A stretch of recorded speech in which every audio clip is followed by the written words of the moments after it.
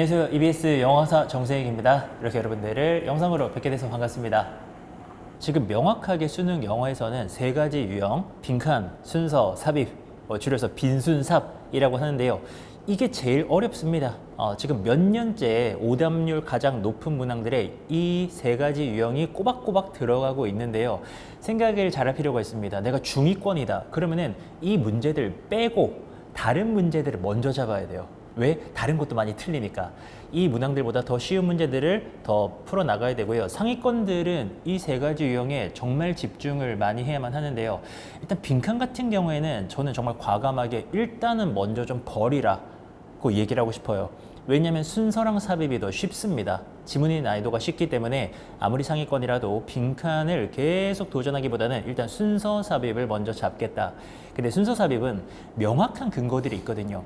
ABC의 순서, 그리고 문장을 집어넣는 거, 연결사라던가 대명사라던가 그렇게 순서가 나올 수밖에 없는, 그리고 문장이 거기 들어갈 수밖에 없는 명확한 근거가 있습니다.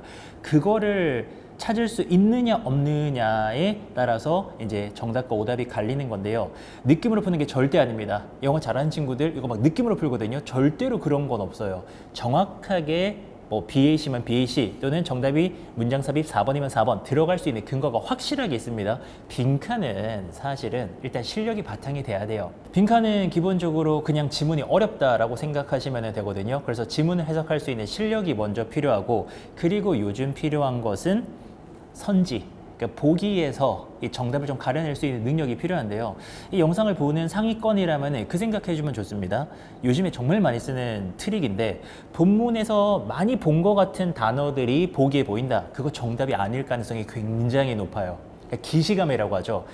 본문에서 봤던 것 같은 단어나 표현들이 선지에 있다. 그거는 속임수일 가능성이 매우 높습니다. 오히려 약간 생소합니다. 이런 단어 처음 보는데 본문에 쓰인 단어가 아닙니다. 근데 그게 정답이에요. 이제 영어에서는 paraphrase라고 하거든요. 다시 쓴 겁니다. 정답을 새로운 단어를 이용해서 다시 썼기 때문에 딱 만났을 때는 생소하다라는 느낌이 들지만 한번 뒤집어서 생각하면 그게 정답인 경우가 요즘 정말 많거든요. 상위권이라면 빈칸 푸실 때요. 보기를 싹 보면서 익숙한 거는 오히려 배제하고, 야 이건 좀 낯선데 이런 단어 처음 쓰잖아 라고 하는 것들을 의심을 2번, 3번 해보면 정답에 되게 많이 가까워질 수 있습니다. 소재에서 주로 철학 같은 너무 어려운 소재가 빠졌어요. 그러다 보니까는 이게 보기의 매력도가 많이 높아졌는데요. 그냥 우리 학생들 입장에서는 매력도다 그러면 이게 무슨 말인지 잘 모르는데, 제가 정확하게 풀어드리면은 본문에서 쓰인 것 같은 단어들, 익숙한 단어들, 그런 것들로 오답을 만들죠. 근데 정답은요, 이걸 뒤집어 놨어요. 새로운 단어나 새로운 표현들을 써가지고 말을 바꿔놨기 때문에 겉보기에는 정답 같아 보이지 않습니다. 하지만 요거를 한 번, 2번 뒤집어서 생각하는 걸 항상 생각하셔야 돼요. 그래서 익숙한 거에 끌리지 말고 오히려 생경하지만 이걸 한번 뒤집어 보면 그런 말이 아닐까, 이런 식으로 접근하면 정말 도움이 많이 될 거예요. 빈칸 말고도 다른 유형도 마찬가지. 그러니까 최근에 경향이 이렇게 지문은 좀 쉬워지고 선지가 어려워졌다. 이렇게. 네, 맞습니다. 다른 유형들에도 다 적용될 수 있는 이야기다라고 생각을 해요. 그러니까 소재의 난이도가 이제 어느 정도 정해졌단 말입니다. 너무 어려운 것들은 이제 낼 수가 없는 상태입니다. 그러면은 기본적으로 출제자의 입장에서는 보기를 매력적으로 만들 수밖에 없어요. 그럼 우리가 이제 생각을 해볼게. 우리가 출제자라도 보기의 매력도를 어떻게 높일 것인가? 그러면은 약간 함정을 팔 수밖에 없어요. 우리 친구들을 소위 낚시한다라고 하죠. 본문에 나왔던 단어들을 몇 개를 빼냅니다. 2개 또는 3개를 빼내가지고 그걸로 이렇게 조합을 해서 어떤 말을 만들어내면, 사실 영어의 해석이 약간 부족한 친구들은 거기에 끌릴 수밖에 없어요. 그래서 덥석 물어버립니다. 근데 정답은 어디에 있습니까? 본문에서 쓰였던 단어를 쓰지 않아요. 다른 말로, 다른 표현으로 써가지고 이제 정답을 만들어내는 겁니다. 그걸 굉장히 조심해야 되고요. 이거는 진짜 별거 아닙니다. 한 번만 내가 속지 않으면 되는 거예요. 그러니까 어떤 본능을 억제하는 거죠. 1번이 정답 같아요. 왜? 본문에서 본 단어가 많이 보이니까 정답 아닐 확률이 매우 높아요. 5번 답 아닌 것 같아요. 한 번만 다시 생각해 보세요. 정답일 확률이 매우 높습니다. 우리 수험생들 고생이 너무 많다는 얘기를 먼저 좀 하고 싶어요. 그러니까 영어는 수험생들에게 어떻게 보면 약간 후순위입니다. 다른 과목들 뭐 수학이라던가 국어나 탐구 같은 것들이 사실은 수험생들에게 더 급하게 다가올 텐데요. 알고 계셔야 되는 건 있어요. 왜냐면 고3이 되면 결국 영어 성적이 떨어져요. 왜냐면 고3 때 수능 영어가 굉장히 어려워집니다. 모의고사 마찬가지고요. 그래서 그걸 위한 대비를 미리미리 좀 해두면 좋기 때문에 지금 특히나 고1 정도인데 내가 영어를 좀 잘한다 또는 자신감이 좀 있다라는 친구들은 고3 거를 미리 풀어봐야만 합니다. 고3 걸 미리 들여다보면서 대비를 해야 되고요. 이 대비라는 거는 기본적으로 단어 외워야 돼요. 수능 기출 단어장 같은 거 하나 사셔가지고 단어를 하루에 한 30개씩은 계속해서 외우셔야 되고요. 또 하나는 독해를 꾸준하게 하셔야 됩니다. 매일 권장하기로는 최소한 10개 정도 지문 10개 많지 않아요. 뭐 한 지문에 2분 정도 걸린다면은 20분 정도만 투자하면 됩니다. 채점까지 30분이면 됩니다. 하루 30분만 투자하시라는 겁니다. 이게 영어는요, 다른 과목들도 비슷하지만 감이 굉장히 중요하거든요. 매일매일 단어를 외우고 매일매일 독해를 해야지만이 감이 떨어지지 않습니다. 다른 과목들 공부하다가 영어 감 떨어져서 고3 때 엄청 고생하는 선배들이 많았었거든요. 그래서 매일매일 단어 외우고 독해를 꾸준히 하자. 저는 이것만으로도 충분히 고1, 2에서 대비가 되고 있을 거다라고 생각을 합니다. 이 두 가지는 꼭 지켜주시면 좋겠어요. 저는 두 가지 정도를 생각을 해봅니다. 첫 번째로는 의외로 우리말 문해력에서 차이가 많이 나요. 중학교 영어랑 고등학교 영어가 무엇이 다른가라고 한다면은 결정적으로는 우리말 수준이 달라요. 문법이요? 똑같아요. 우리가 이제 대한민국에서 문장의 5형식을 얘기한다면은 중학교 문장도 다 5형식으로 해석이 되고 고등학교도 5형식으로 다 끝납니다. 뭐 50형식으로 가지 않아요. 근데 문제는 우리말 수준이 많이 높아지죠. 교과서 높아지고요. 모의고사나 수능은 말할 것도 없이 훨씬 더 높아집니다. 그러면은 중학교 때부터 독서를 꾸준히 하고 좀 어려운 책들을 보면서 고난도의 소재를 이제 해석할 수 있는 친구는 따라갈 수가 있고요. 딱 중학교 수준까지만 책을 보거나 문해력을 갖춘 친구들은 고등학교에서부터 일단 우리말에서 문제가 생겨요. 뭐 다른 과목들도 똑같이 이런 일이 벌어집니다. 국어 말할 것도 없고요. 그 우리말 문해력이 하나가 요인이 될 것이고 그 다음에 또 하나는 전 단어 암기라고 생각해요. 결국에는 같은 얘기인데 우리말로 고등학교 영어가 훨씬 어렵다면 영어로 봤을 때 제일 차이 나는 건 단어예요.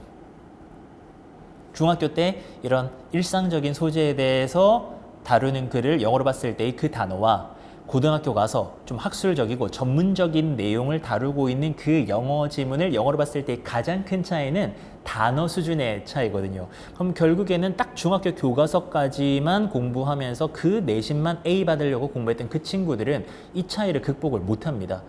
그래서 단어 암기를 중학교 2, 3학년 때는 바짝 해야 고등학교 공부를 좀 할 수가 있어요. 그때부터 이제 고교 A 정도 받는 학생이면 고교 수준 단어 정도 미리 외워두는 건 굉장히 도움이 돼요. 네, 너무 도움이 많이 되죠. 제가 이제 늘상 드리는 말씀인데 일단 중학교 A 등급을 찍고 그 다음을 넘어가시라는 겁니다. 그러니까 초등학생이라면은 1차 목표는 수능이 돼서는 안 돼요. 중학교 영어 A 등급을 받겠다. 그것도 100점에 가까운 A 등급 받겠다. 이걸 목표로 해서 A 등급 받았죠. 그럼 이제 그 다음 해야 될 것은 독서 더 많이 하시고 단어를 많이 외우셔야 됩니다. 이게 이제 단어 암기에 대해서 오해를 좀 풀어드리면은 선생님 단어 암기 그거 너무 옛날 방법 아닙니까? 뭐 그런 거 해야 됩니까? 좀 자연스럽게 좀 이렇게 하면 안 됩니까? 아니에요. 왜냐면은 수능 영어에서 다루는 그 지문의 수준이라는 게 거의 미국의 대학교 수준을 다루고 있거든요. 그럼 이 아이가 만약에 원서 읽기로 그 수준에 가기 위해서는 엄청나게 많은 책을 읽어야 돼요. 마치 초등학생이 해리포터를 보다가 거의 끝에는 막 마이클 샌델 교수의 책이라던가 유발 하라리의 책이라던가 막 칼 세이건의 코스모스 막 이런 책까지 가야 되거든요. 근데 그건 너무 많은 과정들이 필요할 거다라는 겁니다. 그렇다고 영어만 공부하는 게 아니잖아요. 그럼 결국에는 이 아이가 초등에서 읽었던 원서 수준에서 수능까지 이 갭을 메꾸기 위해서는 단어를 외울 수밖에 없어요. 이런 수준에 나오는 단어를 빨리 외워가지고 이 수준을 따라가는 방법 외에는 현실적으로 원서만으로 쌓아나가기에는 그거는 대다수에게는 적용되지 않는 방법이라서 단어 암기는 필수라고 생각해요. 단어가 오히려 쇼컷이에요. 그렇죠. 정확하십니다.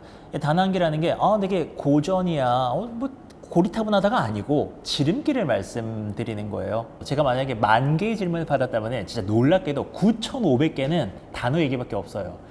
근데요, 이런 생각 한번 해보세요. 제가 강사 생활을 10년 넘게 하면서 받은 질문들의 95%가 단어 질문이라는 소리는 뭐냐면 단어만 외우면 신세계가 열린다라는 거죠. 그렇겠죠. 단어만 외우면은 이거는 뭐 독해 같은 것들 웬만큼 된다라는 소리거든요.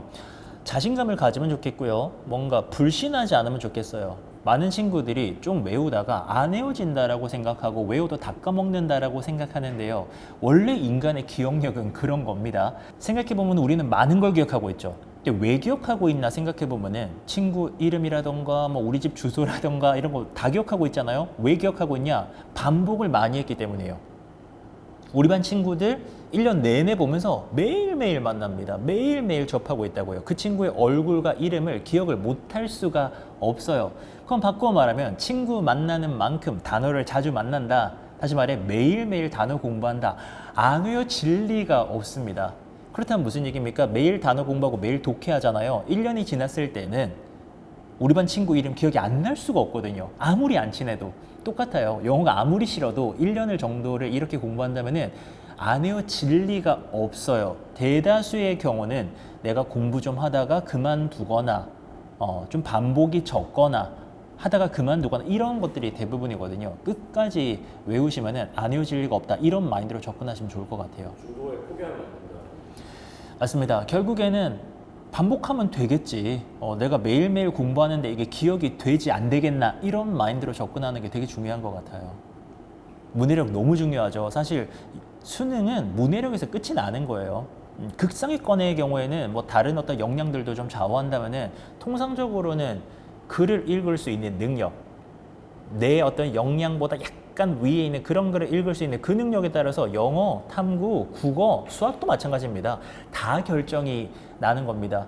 그래서 이거를 인식을 하고서 독서를 하고 스마트폰을 멀리 해야 된다라는 사실은 제가 다시 한 번 더 말씀을 드리지만 아마 실천은 또 다른 이야기이기 때문에 정말 이런 면으로 애를 좀 우리 아이들이 많이 쓰면 좋겠어요. 나이가 아직은 어리다라고 하면은 무조건이죠. 독서하는 겁니다. 무조건 글을 읽어야 됩니다.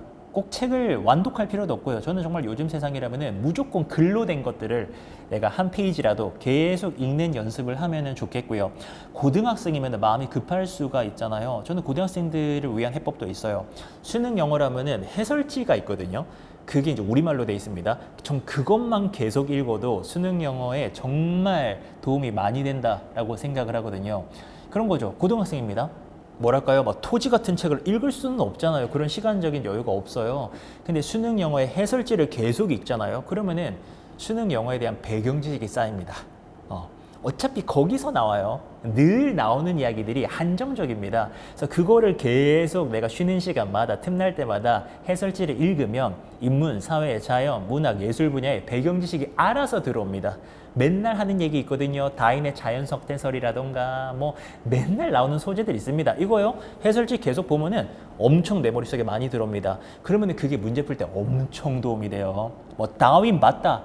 무조건 내추럴 셀렉션 티어리 자연 선택설이거든요. 그러면 지문이 쓱 하고 읽힐 수밖에 없습니다. 그래서 나이가 어리다면은 글로 된 것들 계속 많이 보시고요. 고등학생이다 라고 한다면은 우리말 해설지를 틈날 때마다 그냥 뭐 잡지 보듯이 계속 읽으면 도움 엄청 많이 될 거예요. 일단은 우리가 1등급의 비율에 대해서 이야기를 좀 나눠야 될 것 같아요. 최근에는 1등급 비율이 4.7% 정도였거든요. 그렇다면 이제 N주생을 빼고 나면은 현역 1등급의 비율은 전국 2% 정도의 수준입니다.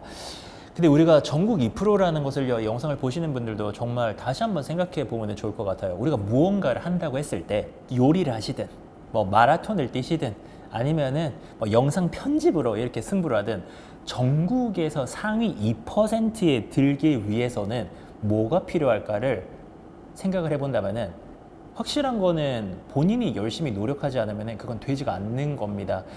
그러니까 이제 영어 학원이라든가 사교육이라든가 이런 외부 조력이 필요한가에 대해서는요, 저는 참 단정적으로 말씀드리기가 어려운 것 같아요. 하지만 한 가지 확실한 것은 본인이 정말 열심히 하지 않으면은 전국 상위 2%는 달성이 어렵죠. 그렇기 때문에 여러분들이 원하는 게 1등급이라면은 정말 본인이 목적을 가지고 의지를 가지고 영어 공부를 많이 하는 거, 그것만이 저는 진실이라고 생각합니다. 심플하게 정리하면 이런 거죠.